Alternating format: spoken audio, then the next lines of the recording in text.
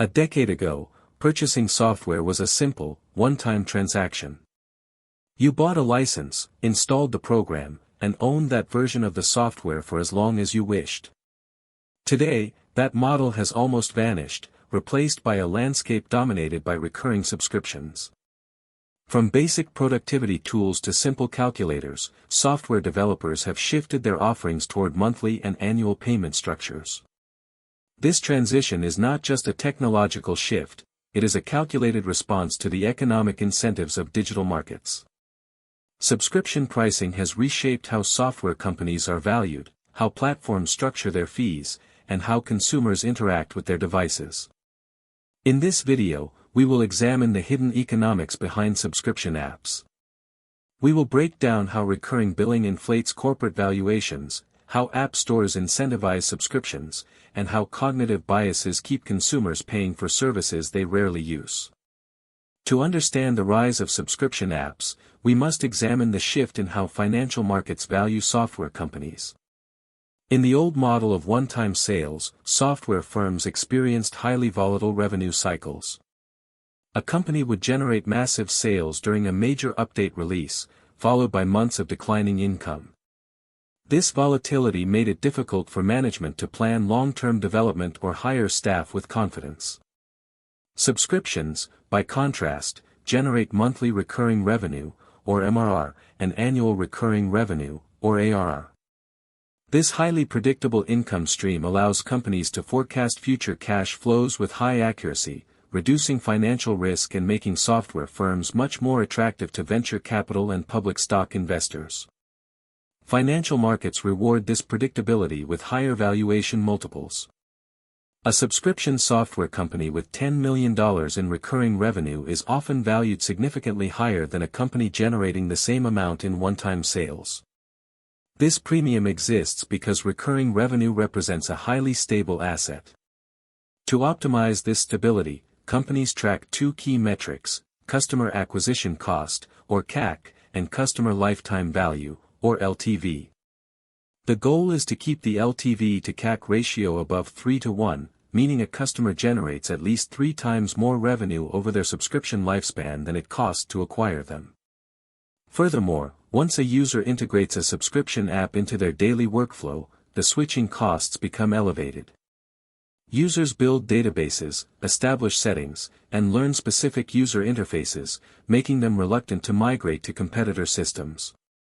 This high customer retention allows developers to raise subscription prices gradually over time without losing a significant portion of their user base. The combination of predictable revenue, high market valuations, and customer lock-in has made subscriptions the preferred business model for modern software firms. The shift toward subscription apps has been heavily accelerated by the policies and incentives of major mobile platforms, specifically Apple and Google. These platform owners control the dominant app stores and act as gatekeepers for digital distribution.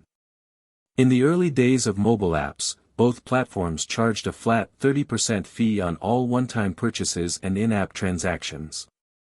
However, to encourage developers to build sustainable businesses, the platforms introduced a highly favorable fee structure for subscription services. If a developer keeps a subscriber for more than 12 consecutive months, the platform's transaction fee drops from 30% to 15%. This reduction in distribution costs represents a massive financial incentive for developers. It makes subscriptions twice as lucrative as one-time sales over the long term. Consequently, developers restructure their products to fit the subscription model, even when the software did not require ongoing server maintenance or continuous content updates. Simple utility apps, such as alarm clocks, photo editors, and weather trackers, were redesigned as subscription services to capture this favorable fee structure. Furthermore, the app stores provide developers with advanced billing tools that simplify subscription management. These platforms handle recurring credit card processing, automatic renewals, and localized pricing, reducing the administrative burden for small developers. They also restrict developers from easily offering alternative payment methods outside the app stores, keeping transactions locked within their payment ecosystems. By structuring their fees to favor recurring billing, platform gatekeepers have effectively guided the entire mobile software industry toward the subscription model. Finally, the subscription model relies heavily on consumer psychology and the minimization of billing friction. Subscription billing is designed to be as frictionless as possible. Once a user inputs their credit card information and signs up for a free trial, the system transitions them into a paid subscription automatically unless they proactively cancel.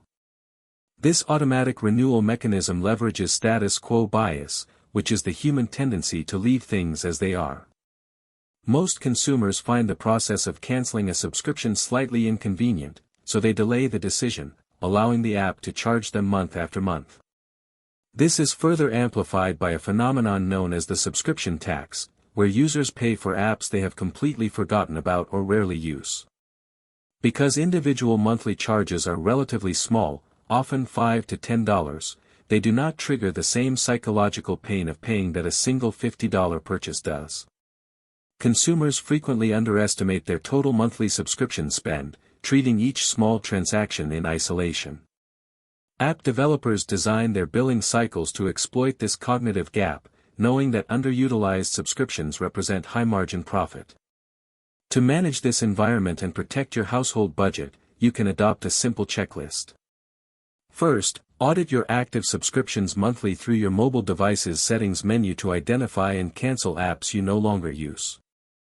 Second, use calendar reminders to cancel free trials at least 24 hours before they transition into paid plans. Third, calculate the annual cost of any monthly subscription to understand its true long-term impact on your finances. Recognizing these psychological triggers and platform incentives is the key to maintaining control over your digital spending. MarketMap Explained breaks down the forces behind industries, companies, prices, and economic shifts. We turn complicated market stories into clear visual explanations, showing how incentives, competition, regulation, and technology shape the world around you.